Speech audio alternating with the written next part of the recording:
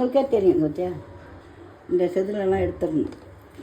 இந்த மாதிரி செதிலெல்லாம் எடுத்துடணும். இந்த செதில் இங்கே இந்த கண்ணுக்கிட்ட இருக்குது பாரு பத்தியா. இந்த இதுதான் செதில் பத்தியா.